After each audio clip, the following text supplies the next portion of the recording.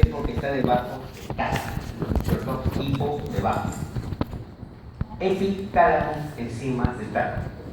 Metatálamo alrededor del tálamo.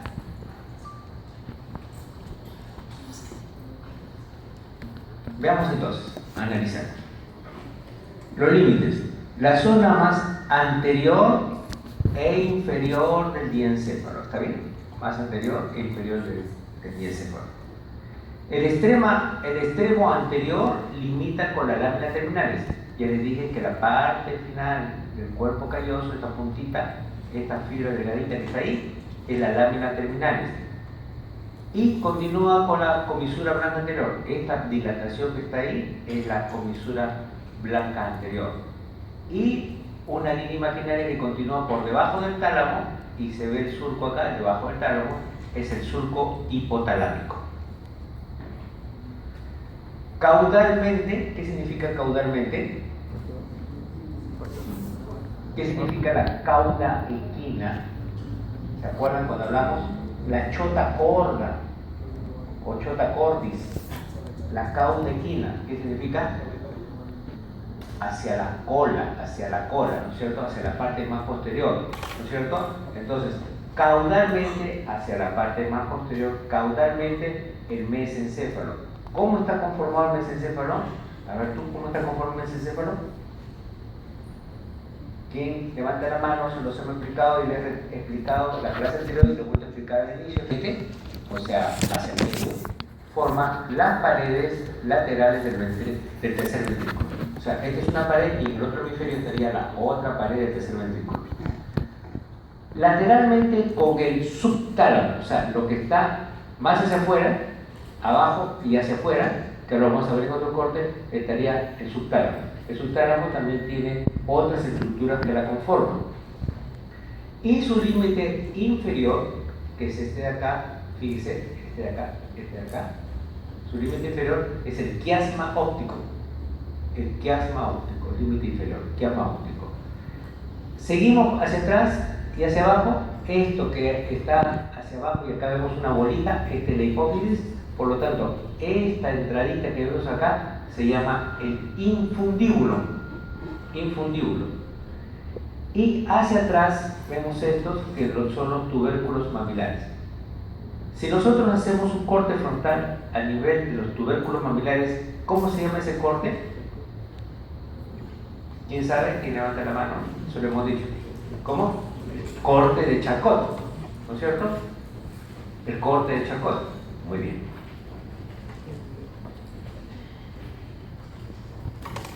Veamos acá. En esta zona tan pequeña, ustedes como pueden ver, a nivel de microscopio se han identificado una serie de núcleos. Y cada núcleo tiene una función. Nosotros, cuando operamos hipófisis, que es esta glándula acá, que viene a ser esta glándula acá, esta glándula hipófisis está en la silla turca, en la base del cráneo. ¿Por dónde creen ustedes que ingresamos nosotros para operar la hipófisis? Por debajo de la nariz. Entonces nos metemos por debajo del labio superior, cortamos la base de la nariz, separamos, metemos un tubo allí y metemos una microcámara, ingresamos en la base del cráneo, cortamos la base del cráneo, o sea, la silla turca, y nos metemos. Usted le da risa, pero eso yo lo hago a diario. Si usted le da risa, ¿sí? Entonces atienda, ¿por qué no? Ya les he dicho, si se ríe, ese tumor muy chiquitito, antes se tenían que operar los llamados prolactinomas, porque le producía a las mujeres que no tenían relaciones sexuales, ese tumor le producía secreción láctea, y en algunos hombres también, y cambios hormonales. Cuando el tumor es muy grande, tenemos que levantar el cerebro por la región frontal, ingresar y operar el tumor. Hoy día la bioquímica ha avanzado tanto que para aquellos tumores chiquititos que no crean problemas con la visión, se les pueden dar medicamentos. Miren cómo ha ido revolucionando el campo de la neuroendocrinología, el campo de la neurobiología. De tal manera que ya no todo es operación, salvo para algunos tipos de tumores que hacen compresión sobre el quiasma óptico. De ahí la importancia de entender que uno de los límites es el quiasma óptico, que aquí lo vemos, el quiasma óptico. ¿Ya? Aquí está el quiasma óptico. Cuando el tumor es muy grande, comprime al quiasma óptico. Muy bien, ya nos ubicamos entonces en el espacio. Ahora veamos anatómicamente los núcleos. Existen los núcleos divididos en dos zonas, una zona medial y una zona lateral. Los núcleos que conforman la zona medial son el núcleo paraventricular. ¿Ya? Los núcleos de la zona medial son el núcleo paraventricular, el núcleo preóptico, el área hipotalámica anterior,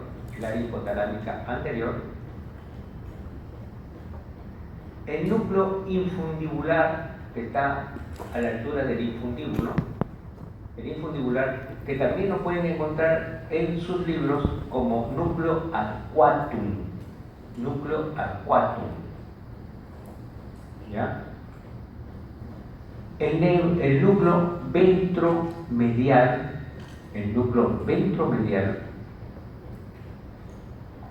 este núcleo de acá, que es el núcleo dorsomedial, el que está en verde es el núcleo dorsomedial, el que está en naranja, el núcleo o área hipotálamo posterior o hipotalámica posterior, son los que forman la zona medial. Entonces, rápidamente, para ustedes que están escribiendo, para que lo tengan su esquemita, tienen la zona medial y la zona lateral son la separación de los núcleos. Tenemos los núcleos de la zona medial los siguientes: el núcleo paraventricular, el núcleo preóptico, el área hipotalámica anterior, el núcleo infundibular o arcuato, el núcleo ventral medial, el núcleo dorsal medial y el área hipotalámica posterior.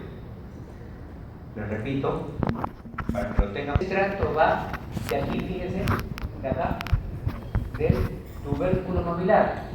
El tubérculo mamilar hacia arriba, hacia el tálamo. Por lo tanto, se llama tracto mamilotalámico.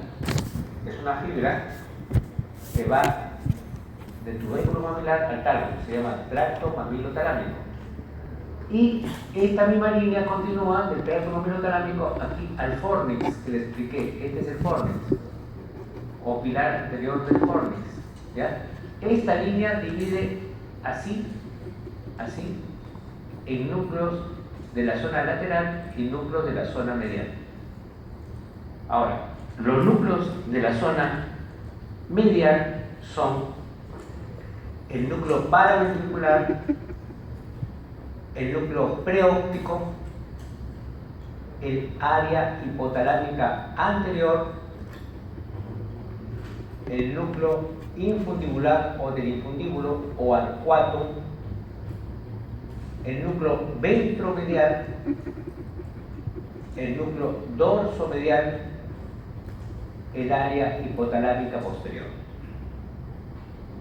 Bien, ahora, los núcleos de la zona lateral, o sea, detrás del tracto mamilotalámico y del fornix, lateralmente, tenemos nosotros a esta área que es el área hipotalámica lateral, y un núcleo que está encima del quiasma óptico, que se llama núcleo supraóptico. Tenemos el cuerpo mamilar, aquí está el cuerpo mamilar, aquí está el tubérculo mamilar o cuerpo mamilar, y dos núcleos que no se pueden ver en este corte, que son el túbero mamilar y los tuberales laterales. El túbero mamilar y los tuberales laterales. Usted está en la luna. perdido en el espacio. ¿Sí? Alguien enseñaría aquí hubiera acabado. ¿Cómo se dice separarnos por el espacio? Algunos números. Muchas veces hablamos sobre los tumores del cerebro, algunos productores de endócrinas y otros problemas relacionados, por ejemplo, con la gestación y otros con la propia diuresis.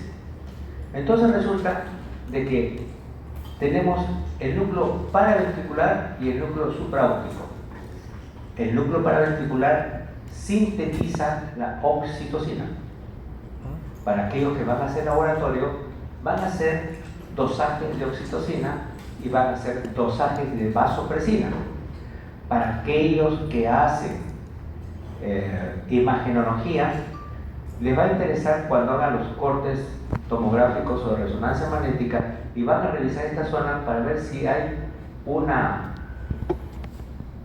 producción o la presencia de un tumor o de un coágulo o de un cisticerco cerebral o de una tuberculosis en ese nivel. Entonces, veamos estos dos núcleos. Recuerden que aquí está el quiasma óptico, por lo tanto este es el núcleo supraóptico. ¿Qué es lo que hace el núcleo supraóptico? Sintetiza la vasopresina. La vasopresina está relacionada con la diuresis. Y la diuresis, por lo tanto, existe una enfermedad que se llama la diabetes insípida. No la diabetes que ustedes escuchan que es la diabetes sacarina, sino la diabetes insípida. Y esa persona orina. Por ejemplo, ustedes se preguntarán que cuando han sido muy pequeños de repente o han visto algunos familiares o han escuchado reguladores de la temperatura. Y hay un centro que se denomina el centro hipotalámico anterior, que regula la temperatura relacionada al calor. Y en la parte posterior, o región hipotalámica posterior o área hipotalámica posterior, hay un centro que regula la temperatura pero con respecto al frío. El problema está que ese niño ha nacido con inmadurez de los centros reguladores del hipotálamo.